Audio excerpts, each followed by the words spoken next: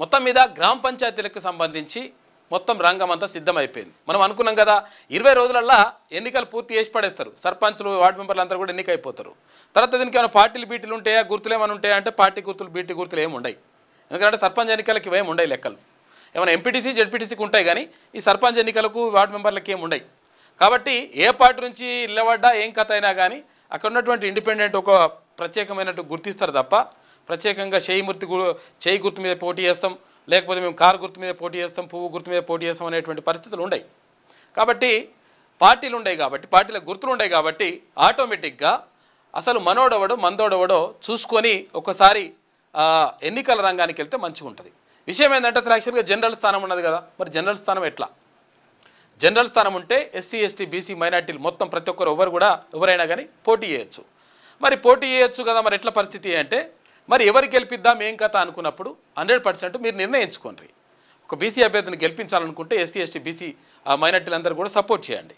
ఒకవేళ ఒక ఎస్సీ అభ్యర్థిని గెలిపించాలనుకుంటే ఇక్కడ మిగతా బీసీ తర్వాత ఎస్టీ తర్వాత ఇక్కడ ఉన్నటువంటి మైనార్టీ అందరూ కూడా అక్కడ ఆ అభ్యర్థిని గెలిపించడానికి, తర్వాత ఒక ఎస్టీ అభ్యర్థి నిలబడతట్లనే, తర్వాత ఒక మైనార్టీ అభ్యర్థి నిలబడతట్లనే. అంటే దానికి సంబంధించి ప్రధానంగా ఎవరు మంచి చేస్తారు, ఎవరు మంచి చేయరు, ఎవరు దొంగ, ఎవరు లంగా, ఎవరు మంచిగా ఉంటారు అనేటువంటి విషయాన్ని క్లియర్గా ఒక స్పష్టతతో ఉండి, ఎందుకంటే రిజర్వేషన్లు ప్రభుత్వాలు ఇచ్చే పరిస్థితులు లేవు. ఎందుకంటే మండలాలే మొత్తం బీకినాయి.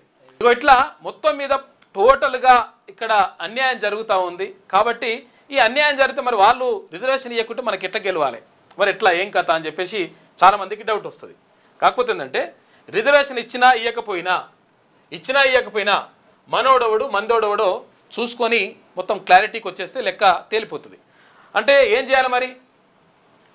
మన అభ్యర్థులు ఎవరున్నారు, ఏం కథ, అసలు యాక్చువల్గా ఏ సామాజిక వర్గానికి చెందిన వాళ్ళు ఎవరున్నారు, ఎవరి ప్రయోజనాల కోసం పనిచేస్తారు, తర్వాత నిన్న మొన్న కనీసం పలకరించినవాడు ఇవాళ బాగున్నావా, మంచిగా ఉన్నావా, తింటున్నావా, ఉంటున్నావా, టిఫిన్ చేసినావా అని చెప్పేసి పలకరిస్తున్నారు. ఇవన్నీ కూడా మనం ఒక్కసారి దాన్ని అర్థం చేసుకొని ఎవరిని నిలబెట్టాలి ఏం కథ అనేటువంటిది డిసైడ్ చేయాల్సిన బాధ్యత అవసరం. ఎందుకంటే మాకేమవుతుందిలే 4 రూపాయలు ఇస్తాం మేము ఓటేస్తాం అనుకుంటే ఆగమైపోతుంది, ఇంకా ఆగమైపోతుంది. ఇప్పుడు ఉన్నటువంటి రిజర్వేషన్లు చూసిరు కదా, ఇప్పుడు అంటే 22% ఇస్తా అని చెప్పి 42% అయిపోయింది, 22%కి వచ్చింది లెక్క. ఆ 22% కూడా వీళ్ళు ఇచ్చింది ఏం కాదు.